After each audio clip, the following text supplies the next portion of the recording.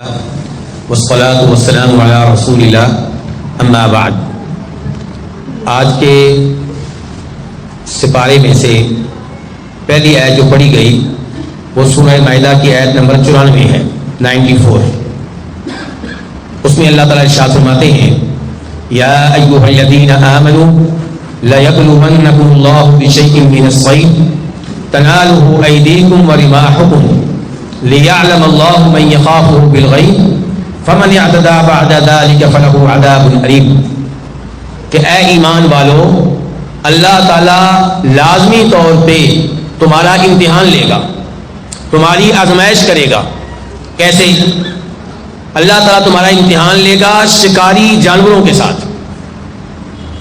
میرے بھائیوں، آپ جانتے ہیں کہ حالت احرام میں جب کوئی حاجی احرام پہن کے جا رہا ہو، عمرے کے لیے جا رہا ہو، تو حالت احرام میں اس کے لیے شکار کرنا جنگلی جانوروں کا کیا ہوتا ہے؟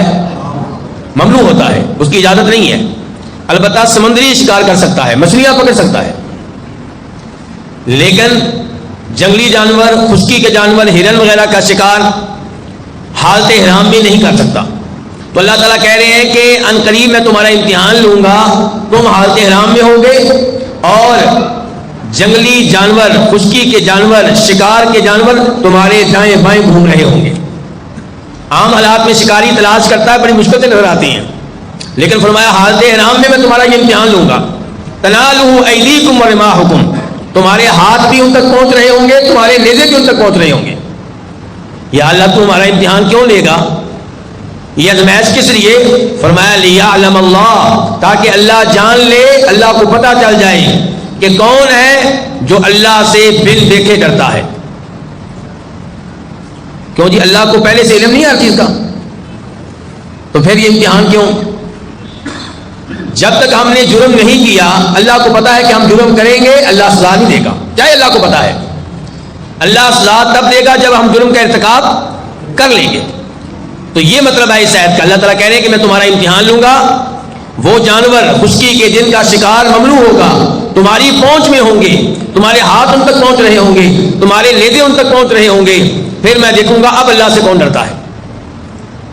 فمن اعتدی بعد ذلک، جو اس صورتحال کے بعد حد سے تجاوز کرے گا اس کے لیے دردناک عذاب ہے۔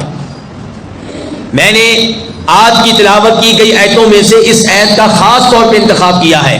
جانتے ہیں کیوں؟ آپ تو عمرے کے لیے فی الحال نہیں جا رہے، آپ تو فی الحال حج کے لیے نہیں جا رہے، تو میں نے اس آیت کا انتخاب آپ کے لیے کیوں کیا ہے؟ کیونکہ آپ موبائل والے لوگ ہیں، موبائل کے ذریعے گناہ آپ کی پہنچ میں آ چکا ہے۔ موبائل لے کر آپ اکیلے بیٹھے ہوتے ہیں کمرے میں، اب دنیا آپ کی نگرانی نہیں کر رہی، صرف ایک اللہ آپ کو دیکھ رہا ہے۔ اب کون اس موبائل کا غلط استعمال کرتا ہے، کون صحیح استعمال کرتا ہے؟ کون اس موبائل کو استعمال کرتا ہے ان لڑکیوں کو دیکھنے کے لیے جنہیں دیکھنا جائز نہیں ہے، گندی فلمیں دیکھنے کے لیے، گندے ڈرامے دیکھنے کے لیے، اور کون ہے جو اس موبائل کا استعمال کرتا ہے تلاوت سننے کے لیے، علماء کی تقریریں سننے کے لیے، توحید کے دروس سننے کے لیے۔ یہ میرا اور آپ کا امتحان ہو رہا ہے۔ اللہ رب العزت سے دعا ہے کہ اللہ تعالی ہمیں اس امتحان میں کامیاب فرمائے۔ ایسا نہ ہو کہ یہ موبائل روز قیامت ہمارے لیے وبال بن جائے، ہمارے لیے عذاب بن جائے۔ کتنے ایسے علماء ہیں جو صرف اس وجہ سے آج بھی موبائل استعمال نہیں کرتے۔ وہ کہتے ہیں کہ جب موبائل ہاتھ میں ہوتا ہے تو کنٹرول نہیں رہتا، تو کیا ضرورت ہے گناہ اکٹھے کرنے کی۔ آج کی تلاوت کی گئی آیات میں سے آیت نمبر 110، سورت کون سی چل رہی ہے بھلا؟ سورہ مائدہ۔ ادھر حاجی صاحب سے پوچھے کون سی سورت چل رہی ہے؟ کیوں جی حاجی صاحب کون سی سورت؟ سورہ مائدہ۔ اگر اس طرح بیٹھیں گے تو نیند آئے گی، ایسے نہ بیٹھا کریں۔ سورہ مائدہ آیت نمبر 110۔ ہمارے بھائی ہیں ماشاءاللہ، بڑی اچھی تلاوت سنتے ہیں۔ تو اس صورت میں 110 آیت میں اللہ تعالیٰ قیامت کا، آخرت کا ایک منظر پیش کر رہے ہیں۔ اذ قال اللہ، جب اللہ تعالیٰ کہیں گے یا عیسی ابن مریم، اے مریم کے بیٹے عیسیٰ، اذکر نعمتی علیک وعلی والدتک، یاد کرو میری ان نعمتوں کو جو میں نے تمہارے اوپر بھی کی اور تمہاری والدہ پہ بھی کی، بڑی نعمتیں کی ہیں میں نے آپ پہ۔ اذ ایدتک بروح القدس، میں نے اے عیسیٰ تمہاری تائید کی جبریل کے ذریعے، جبریل کو تمہاری مدد کے لیے بھیجا تھا۔ تکلم الناس فی المہد وکہلا، یاد کرو عیسیٰ کہ تم نے لوگوں سے کلام کیا ہے اس زمانے میں جس زمانے میں بچے عام طور پہ گفتگو نہیں کرتے، گہوارے میں، وکالا، اور تم نے لوگوں سے تب بھی کلام کیا جب تم ادھیڑ عمر میں تھے۔ اب اللہ تعالیٰ کہہ رہے ہیں کہ عیسیٰ علیہ السلام لوگوں سے کلام کرتے رہے ہیں چھوٹی عمر میں بھی اور ادھیڑ عمر میں بھی۔ ادھیڑ عمر یہ 40 سال سے اوپر 50 کے ارد گرد گھومتی ہے، تو عیسیٰ علیہ السلام کی تو ٹوٹل عمر 33 سال تھی، پھر اللہ نے ایسا کیوں کہا ہے؟ کون جواب دے گا؟ کون جواب دے گا بھائی؟ کوئی ایک جواب دے رہا۔ اللہ آپ کو جزائے خیر دے۔ یہ اشارہ ہے کہ عیسیٰ علیہ السلام دوبارہ زمین پہ آئیں گے، دجال کو قتل کریں گے، جہاد کریں گے، لوگوں سے کلام کریں گے، گفتگو کریں گے۔ اس کا مطلب یہ ہے کہ قرآن سے بھی ثابت ہو رہا ہے کہ عیسیٰ علیہ السلام نے زمین پہ دوبارہ آنا ہے۔ یہ اہم عقیدہ ہے، یہ ہمارا بنیادی عقیدہ ہے۔ آج اس عقیدے کے خلاف طرح طرح کا پروپیگنڈا ہو رہا ہے، اس سے متاثر نہیں ہونا۔ وَإِذْ عَلَّمْتُكَ الْكِتَابَ وَالْحِكْمَةَ وَالتَّوْرَاةَ وَالْإِنْجِيلَ، اللہ تعالیٰ کہہ رہے ہیں عیسیٰ یاد کرو میں نے تمہارے اوپر یہ بھی احسان کیا تھا کہ میں نے تمہیں کتاب سکھائی تھی، میں نے تمہیں حکمت سکھائی تھی، میں نے تمہیں تورات سکھائی تھی، میں نے تمہیں انجیل سکھائی تھی۔ پتہ چلا قرآن کا علم مل جانا اللہ کا بہت بڑا احسان ہے۔ آسمانی کتاب، ہماری آسمانی کتاب کون سی ہے؟ قرآن۔ تو قرآن کا علم اللہ مجھے دے دے، آپ کو دے دے، تلاوت کرنا آ جائے، اس کا ترجمہ آ جائے، اس کی تفسیر آ جائے، یہ اللہ کا بہت بڑا انعام ہے۔ وَإِذْ تَخْلُقُ مِنَ الطِّينِ كَهَيْئَةِ الطَّيْرِ بِإِذْنِي، عیسیٰ یاد کرو جب تم مٹی سے پرندے کی شکل کی مورتیاں بناتے تھے میرے حکم سے، فَتَنْفُخُ فِيهَا، پھر تم اس میں پھونک مارتے تھے، فَتَكُونُ طَيْرًا بِإِذْنِي، تو وہ مورتی پرندے کی میرے حکم سے باقاعدہ پرندہ بن جاتی تھی اور پرندے اڑ رہے ہوتے تھے۔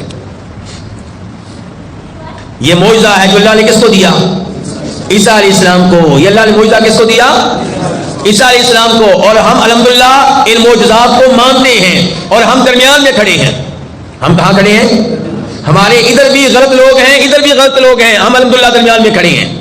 ہمارے ادھر کھڑے ہیں سر سید احمد خان اور ان جیسے لوگ جو معجزات کا انکار کرتے ہیں، جو ایسے معجزات کا کیا کرتے ہیں؟ انکار کرتے ہیں۔ اور ہماری دوسری جانب وہ لوگ کھڑے ہیں جو ان معجزات کو مانتے ہیں لیکن انبیاء تک محدود نہیں رہنے دیتے، ہر پیر ہر ولی کو کہہ دیتے ہیں کہ وہ یہ سب کچھ کر سکتا ہے۔ اللہ نے جو چیزیں نبیوں کے لیے ذکر کی ہیں علیہ الصلوۃ والسلام، وہ یہ چیزیں نبیوں تک محدود نہیں رہنے دیتے۔ ہمارے فلاں پیر نے یہ کیا، فلاں ولی نے یہ کیا، فلاں بزرگ نے یہ کیا۔ بھائی بزرگوں کو، ولیوں کو ہم بھی مانتے ہیں، ان کی عزت کرتے ہیں، ان کا احترام کرتے ہیں، ان سے محبت کرتے ہیں، لیکن یہ معجزات نبیوں کے ساتھ خاص ہیں علیہ الصلوۃ والسلام۔ اللہ تعالیٰ کہہ رہے ہیں کہ عیسیٰ میرا تمہارے اوپر یہ بھی انعام ہے۔ کیا انعام ہے؟ کہ وہ لوگ جو پیدائشی طور پہ اندھے تھے، آپ میرے حکم سے ان کو شفا دیا کرتے تھے۔ جو کوڑ کے مریض تھے، برس کی بیماری کے مریض تھے، ان کی جلد خراب ہوتی تھی، آپ میرے حکم سے ان کو بھی شفا دیا کرتے تھے۔ وَإِذْ تُخْرِجُ الْمَوْتَىٰ بِإِذْنِي، آپ کو میں نے یہ بھی معجزہ دیا تھا کہ میرے حکم سے آپ مردوں کو قبر سے نکال کے کھڑا کر دیتے تھے۔ اور وَإِذْ كَفَفْتُ بَنِي إِسْرَائِيلَ عَنْكَ، اے عیسیٰ میں نے آپ پہ یہ بھی انعام کیا کہ بنی اسرائیل میں سے کچھ لوگ آپ کو قتل کرنا چاہتے تھے، میں نے ان کو آپ کے قریب نہیں آنے دیا، اور انہوں نے آپ کے معجزات کو جادو قرار دے دیا۔ کہتے تھے یہ اللہ کی طرف سے معجزے نہیں ہے بلکہ یہ آدمی جادوگر ہے، اور جو اس کا عمل ہے یہ جادو ہے۔ جادو کے ذریعے مردے کو زندہ کیا جا سکتا ہے؟ بالکل بھی نہیں۔ جادو کے ذریعے اس لڑکے کو جو ماں کی پیٹ سے نابینا پیدا ہوا ہے اسے شفا دی جا سکتی ہے؟ بالکل نہیں۔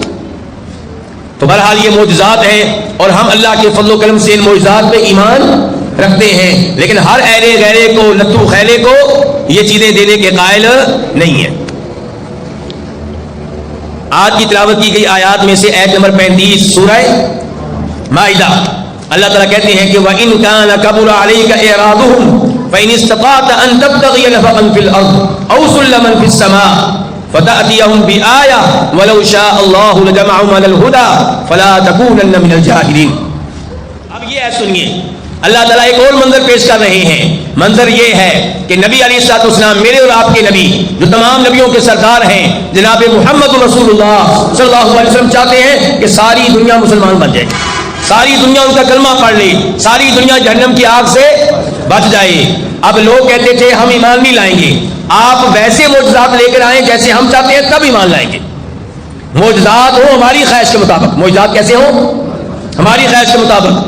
مثال کے طور پہ مکہ کے سارے پہاڑ جو ہیں یہ سونا بن جائے, مکہ پتھریلا علاقہ, اس میں سے نہریں جاری ہو جائیں, آپ ہمارے سامنے آسمانوں پہ چڑھے, اوپر سے کتاب لے کر آئیں, اللہ ہمارے سامنے آ جائے, حاضر ہو ہمارے سامنے, ہم سے بات کرے آپ کے بارے میں.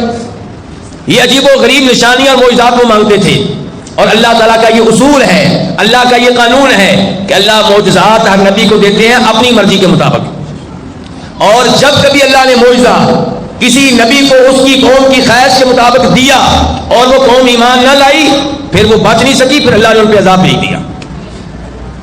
تو یہاں پہ اللہ تعالیٰ کہہ رہے ہیں کہ نبی علیہ الصلوۃ والسلام کا دل کرتا تھا کہ جو یہ معجزات مانگتے ہیں اللہ ان کو دے دے. اللہ تعالیٰ نے کہا وَإِن كَانَ كَبُرَ عَلَيْكَ إِعْرَاضُهُمْ, یہ آپ پہ ایمان نہیں لا رہے, یہ آپ کا دین قبول نہیں کر رہے اور آپ بڑے پریشان ہو رہے ہیں. ان کے اعراض کرنے کی وجہ سے, ان کے منہ موڑنے کی وجہ سے آپ بہت پریشان رہتے ہیں. تو ٹھیک ہے, پھر اگر آپ خود معجزہ کو لا سکتے ہیں اپنی طرف سے لے آئیں. اگر زمین میں سرنگ کھود کر زمین سے کوئی معجزہ آپ لا سکتے ہیں لے آئیں, سیڑھی لگا کر آسمانوں سے کوئی معجزہ لا سکتے ہیں تو لے آئیں. مراد یہ ہے کہ آپ کے بس میں نہیں ہے معجزات لانا. معجزات کس کے اختیار میں ہے؟ اللہ کے اختیار میں. اللہ نے پھر ایک اصول سمجھایا. اللہ نے کہا اگر میں نے ہر ایک کو مسلمان کرنا ہوتا تو میں کر دیتا. فرشتوں میں سے کتنے فرشتے کافر ہیں جی؟ سارے مسلمان ہیں. ایسے ہی ہے نا, اللہ نے کسی فرشتے کو کفر قبول ہی نہیں کرنے دیا. سب نیک, ہر وقت اطاعت کرنے والے, کوئی بھی نافرمانی نہیں کرتے, نہ صغیرہ گناہ نہ کبیرہ گناہ. اللہ نے کہا انسانوں کا معاملہ فرشتوں والا نہیں ہے. یہاں میں نے امتحان لینا ہے, یہاں میں نے اختیار دے دیا بندے کو, نیکی کرنی ہے نیکی کر لو, گناہ کرنا ہے ایمان لانا ہے ایمان لے آؤ, کفر اختیار کرنا ہے کفر کر لو. میں آزما رہا ہوں, میں دیکھ رہا ہوں کہ یہ کیا کرتے ہیں. جو میرے نبیوں کی بات مانیں گے ان کو جنت میں بھیج دوں گا, جو نہیں مانیں گے ان کو جہنم میں بھیج دوں گا. تو زبردستی سب کو مسلمان میں نے کرنا ہوتا تو میں شروع سے کر دیتا, میں نے یہ کام نہیں کرنا. اس کے بعد سورہ انعام کی آیت نمبر معذرت تو پہلے آیت تھی نا, آیت نمبر 35 سورہ انعام کی تھی. سورہ انعام شروع ہو چکی ہے. شروع کی 2 آیتیں سورہ مائدہ کی تھی, 94 اور 110. پھر آیت نمبر 35 جو ابھی میں نے وضاحت کی ہے وہ سورہ انعام کی ہے. اور ابھی بھی جو آیت پڑھنے لگا ہوں یہ بھی سورہ انعام آیت نمبر 50. قل لا اقول لكم عندي خزائن الله ولا اعلم الغيب ولا اقول لكم اني ملك ان اتبع الا ما يوحى الي. اے نبی علیہ الصلوۃ والسلام آپ لوگوں سے کہہ دیں, لوگوں کو بتا دیں کہ میں تم سے یہ نہیں کہتا کہ میرے پاس اللہ کے خزانے ہیں. میرا یہ دعویٰ نہیں ہے کہ اللہ کے خزانے میرے پاس ہیں. کیا گفتگو ہو رہی ہے کہ میں یہ نہیں کہتا کہ اللہ کے خزانے میرے پاس ہیں. میں نے تو ایسا کبھی کوئی دعویٰ نہیں کیا. تم لوگ کہتے ہو جی اچھا تم نبی ہو رسول ہو تو ایسا کرو کہ ہمیں مال لے کر دو, ہمیں یہ لے کر دو. میں نے کب کہا کہ اللہ کے خزانے میرے پاس ہیں؟ اللہ کے خزانے اللہ کے پاس ہیں. جتنا مال اللہ چاہتا ہے مجھے دے دیتا ہے, باقی سارے خزانے اللہ کے پاس ہیں. ولا عالم الغیبہ, نہ میں نے کبھی یہ دعویٰ کیا ہے کہ میں عالم الغیب ہوں. یہ قرآن کی سنا رہا ہوں, قرآن کا عقیدہ. اللہ تعالیٰ کہہ رہے ہیں اپنے نبی سے لوگوں کو بتا دو کہ میں یہ نہیں کہتا کہ میں عالم الغیب ہوں. ہاں یہ بات صحیح ہے کہ اللہ نے اپنے نبی کو غیب کی کئی باتیں بتائی ہیں صلی اللہ علیہ وسلم. غیب کی باتیں بتائی ہیں کتنی؟ 10 20 100 1000 لاکھ کتنی کہہ سکتے ہیں کہہ لیں. لیکن یہ یاد رکھنا آپ نے جو اللہ نے بتائی ہیں وہ محدود ہیں, گنی جا سکتی ہیں, لیکن جو اللہ نے نہیں بتائی وہ غیر محدود ہے. اور یاد ہے کہ بخاری شریف کی حدیث ہے کہ موسیٰ علیہ السلام اور خضر علیہ السلام دونوں سمندر کے کنارے پہ تھے, کشتی پہ بیٹھے. اس موقع پہ ایک چڑیا آئی تھی, اس نے سمندر میں سے کیا لیا تھا؟ پانی. اچھا کتنا پانی لے لیا ہوگا سمندر سے؟ 1 قطرہ 2 قطرے. تو تب خضر علیہ السلام نے موسیٰ علیہ السلام سے کہا تھا, نبی نے دوسرے نبی سے کہا تھا, اور صحیح بات یہ کہ خضر علیہ السلام بھی نبی ہیں, تو نبی نے نبی سے کہا تھا کہ موسیٰ اس چڑیا نے سمندر سے پانی لیا ہے, کیا اس کے پانی لینے سے سمندر کے پانی میں کوئی کمی واقع ہوئی ہے؟ انہوں نے کہا بالکل نہیں. فرمایا جو علم اللہ نے تمہیں دیا ہے موسیٰ اور مجھے دیا ہے, اس کی وجہ سے اللہ کے علم میں کوئی کمی نہیں ہوئی, جیسے چڑیا کے پانی لینے سے سمندر کے پانی میں کوئی کمی واقع نہیں ہوئی. تو نبیوں کا کل علم اللہ کے علم کے مقابلے میں ایسے ہے جیسے سمندر کے سامنے پانی کا ایک قطرہ یا دو قطرے. اور سمجھائی کہ نہیں آئی اللہ کے علم کی؟ نبیوں کا کل علم، نبیوں کا علم بہت زیادہ ہے، ہم ان کے سامنے کچھ بھی نہیں ہیں، لیکن اللہ کے مقابلے میں ان کا علم ایسے ہی جیسے سمندر کے سامنے پانی کا ایک قطرہ یا دو قطرے. ولا اقول لکم انی ملک، اور میں تم سے یہ نہیں کہتا کہ میں کوئی فرشتہ ہوں. اللہ کے نبی کہہ رہے ہیں نہ میرا یہ دعویٰ ہے کہ میرے پاس اللہ کے خزانے ہیں، نہ میرا یہ دعویٰ ہے کہ میں عالم الغیب ہوں، اور نہ میرا یہ دعویٰ ہے کہ میں کوئی فرشتہ ہوں. ان اتبع الا ما یوحی الی، میں تو صرف پیروی کرتا ہوں اس وحی کی جو میرے اوپر نازل ہوتی ہے. اور آپ کے اوپر جو وحی نازل ہوتی تھی اس کا نام کیا ہے؟ قرآن اور حدیث. آپ کے اوپر جو وحی نازل ہوتی تھی اس کا نام کیا؟ قرآن. قرآن بھی وحی ہے، حدیث بھی وحی ہے. وما ينطق عن الهوى ان هو الا وحی یوحی. اس کے بعد آیت نمبر 59 سورہ انعام، اور یہ آج کی تراویح کی آیت نمبر 5. یہ بھی آپ نے سنی نہیں ہے، آپ سنیں گے. وعنده مفاتيح الغیب لا يعلمها الا هو ويعلم ما في البر والبحر. اللہ اکبر. اللہ کا علم دیکھیے، اللہ کا علم دیکھیے، اللہ کا علم. اپنے رب کا تعارف، اپنے رب کی شان سنیے. فرمایا غیب کی ساری چابیاں اللہ کے پاس ہیں. لا يعلمها الا هو، غیب کے ان امور کے بارے میں کوئی علم نہیں رکھتا سوائے اس کے. وَيَعْلَمُ مَا فِي الْبَرِّ وَالْبَحْرِ، وہی جانتا ہے خشکی پہ کیا ہے اور سمندر میں کیا ہے. اور میرا اور آپ کا تو یہ معاملہ ہے کہ ہمیں یہ پتہ نہیں چلتا کہ ہماری جیب میں کیا ہے. کئی دفعہ سر پہ ٹوپی ہوتی ہے اور گھر میں ٹوپی تلاش کر رہی ہوتی ہے. ہمارا یہ حال ہے. اور اللہ سمندر کی ایک ایک مخلوق کو جانتے ہیں، جنگل کی ایک ایک مخلوق کو جانتے ہیں. چھانگا مانگا جنگل کے ملازمین نہیں جانتے جنگل میں کیا کچھ ہے، اور اللہ تعالیٰ پوری زمین کے جنگلات کے بارے میں جانتے ہیں کہ وہاں پہ کیا ہے. اللہ کا علم یہ ہے. اللہ کی شان سنیے. وما تسقط من ورقۃ الا، اللہ اکبر. درخت کا مالک درخت کے پتوں کے بارے میں مکمل معلومات نہیں رکھتا، لیکن اللہ کو ہر درخت کے ہر پتے کے بارے میں پتا ہے. کون سا پتا کب گرا ہے، کب پیدا ہوا ہے، کب ہرا تھا، کب مرجھا گیا. ولا حبۃ فی ظلمات الارض ولا رطب ولا یابس الا فی کتاب مبین. فرمایا زمین کی تاریکیوں میں جو بھی دانہ ہے، ایک ایک دانے کے بارے میں اللہ علم رکھتے ہیں. اللہ صرف علم نہیں رکھتے بلکہ زمین کی تاریکیوں میں جو بھی دانہ موجود ہے اور زمین پہ جو بھی چیزیں موجود ہیں، خشک ہیں یا تر، ایک ایک چیز اللہ کی لوح محفوظ میں لکھی ہوئی ہے. یہ ٹشو کے بارے میں لکھا ہوا ہے، اس کے بارے میں لکھا ہوا ہے، اس کے بارے میں لکھا ہوا ہے، اس موبائل کے بارے میں لکھا ہوا ہے، ایک ایک پنکھے کے بارے میں لکھا ہوا ہے، مسجد کی ایک ایک اینٹ کے بارے میں، ایک ایک پتھر کے بارے میں، ایک ایک ٹائل کے بارے میں لکھا ہوا ہے، میرے اور آپ کے سر کے ایک ایک بال کے بارے میں لکھا ہوا ہے. یہ ہے خالق. اس کو سجدے کرنے چاہیے، اس کو رکوع کرنے چاہیے، اس کے نام کا طواف کرنا چاہیے، اس کے نام کی منت ماننی چاہیے. اور لوگ بزرگوں کو حد سے آگے بڑھا دیتے ہیں اور ان سے دعائیں کر رہے ہوتے ہیں، ان کی قبروں کو سجدہ کر رہے ہوتے ہیں. یہ افسوس کا مقام ہے. بزرگوں کی عزت کیجیے، بے ادبی نہیں کرنی، لیکن سجدہ ان کو نہیں کرنا، رکوع ان کو نہیں کرنا. الذین آمنوا ولم يلبسوا ایمانهم بظلم اولئک لهم الامن وهم مهتدون. اللہ تعالیٰ کہتے ہیں کہ ہدایت کے اوپر کون ہے. اللہ تعالیٰ بتا رہے ہیں کہ روزے قیامت کون ہیں جنہیں کوئی خطرہ نہیں ہوگا، جنہیں کوئی ڈر نہیں ہوگا. فرمایا وہ جو دنیا میں ایمان لائے، اللہ پہ ایمان، قیامت پہ ایمان. کتنے فیصد ایمان؟ 50% کے 40%؟ اللہ کے ہاں جو ایمان مطلوب ہے وہ کتنے فیصد ہے؟ 100%. کسی شک کے بغیر ایمان، اور وہ ایمان جو شرک کی ملاوٹ سے پاک ہو. وَلَمْ يَلْبِسُوا إِيمَانَهُم بِظُلْمٍ، اپنے ایمان کو ظلم کے ساتھ، شرک کے ساتھ ختم نہیں ہونے دیا. فرمایا یہ روز قیامت کامیاب ہوں گی. یہ ہدایت کے اوپر ہے. اچھا یہاں پہ آپ کو ایک بات بتاتا ہوں، ذرا دھیان سے سنیے. آپ نے اللہ نے کہا ہے کہ کامیاب لوگ وہ ہوں گے جو ایمان لائے اور ایمان کو ختم نہیں ہونے دیا. وَلَمْ يَلْبِسُوا إِيمَانَهُم بِظُلْمٍ، کس کے ساتھ؟ کسی قسم کے ظلم کے ساتھ. یہ ایت سن کے صحابہ کرام تو پریشان ہو گئے. میں اور آپ تو ٹینشن ہی نہیں لیتے نا، دیکھا جائے گا آگے کیا ہونا ہے. دنیا میں رات کے کھاؤ، چاہے حرام کا چاہے حلال کا ہے. لیکن صحابہ کرام کی ایت سن کے کیا ہو گئے تھے؟ پریشان. کہنے لگے کہ اللہ تو کہہ رہے ہیں کہ کامیاب وہ ہے جو ایمان لانے کے بعد کوئی بھی ظلم نہ کرے، کوئی بھی گناہ نہ کرے. بھائی ہم میں سے ہر ایک سے کوئی نہ کوئی گناہ تو ہو ہی جاتا ہے. صحابہ کرام تو بیچارے پریشان ہو گئے.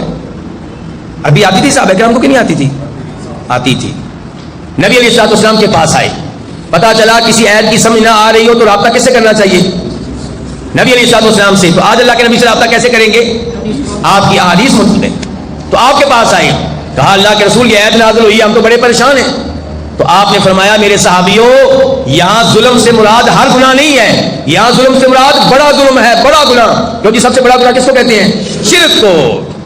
ایمان وہ جس میں شرک کی ملاوٹ نہ ہو. پتا چلا قرآن کریم کی تفسیر جاننے کے لیے صرف عربی زبان کافی نہیں ہے, بلکہ احادیث بھی ضروری ہیں. جو احادیث کے بغیر قرآن سمجھے گا گمراہ ہوگا, جاوید الغامدی بن جائے گا. کیا بن جائے گا؟ جاوید الغامدی بن جائے گا. اور جس کو عربی نہیں آتی ہوگی وہ قرآن کی تفسیر کرے گا تو علی مرزا جیلمی بن جائے گا. وہ کیا بن جائے گا؟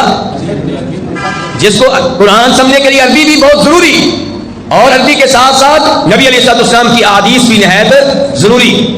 جو عربی زبان کا ماسٹر ہو لیکن احادیث کو وہ مقام نہ دے تو دینا چاہیے, وہ جاوید الغامدی بن جائے گا. کہے گا میوزک سننا جائز ہے, لڑکیوں سے مسافر کرنے جائز ہیں. کہے گا اسراء و معراج ہوا ہے لیکن خواب میں ہوا, اللہ کے رسول اوپر نہیں گئے زمین پہ ہی تھے. تو اللہ رب العزت ہمیں قرآن صحیح معنوں میں سمجھنے کی توفیق عنایت فرمائے. اس کے بعد آیت نمبر 83 سے لے کے 88 تک اللہ تعالیٰ نے 18 نبیوں کے نام لیا. کتنے نبیوں کے نام لیا؟ اور آخر میں کہا یہ میرے عظیم نبی ولو اشرکوا, اگر یہ بھی میرے ساتھ شرک کر لیتے لحبط عنہم ما كانوا يعملون, ان کی ساری نیکیاں ضائع ہو جاتی.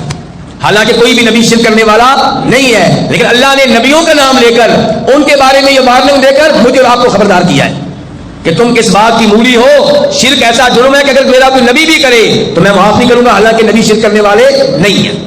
تو میرے بھائیو شرک سے بہت دور رہے, شرک سے بہت دور رہے. کبھی بھی قبر والے کو پکارنا نہیں ہے, قبر والے کے نام پہ بکرا ذبح نہیں کرنا. اس کے بعد آیت نمبر 93 بڑی عظیم آیت ہے, دھیان سے.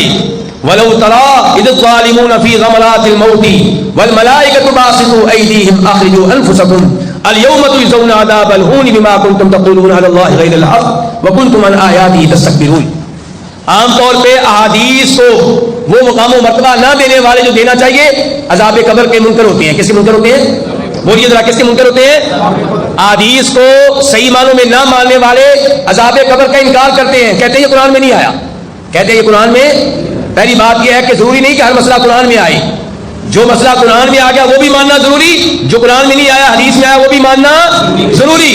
لیکن عذاب قبر میرے بھائی یہ احادیث میں بھی آیا ہے, قرآن میں بھی آیا ہے.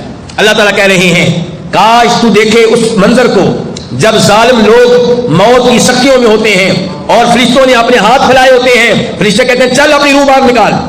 فرشتے کیا کہتے ہیں؟ اپنی روح اخرجوا انفسکم. اور فرشتے کہتے ہیں الیوم, آج تمہیں سزا ملے گی, آج سزا ملے گی. یہ آخرت ہے کہ قبر ہے؟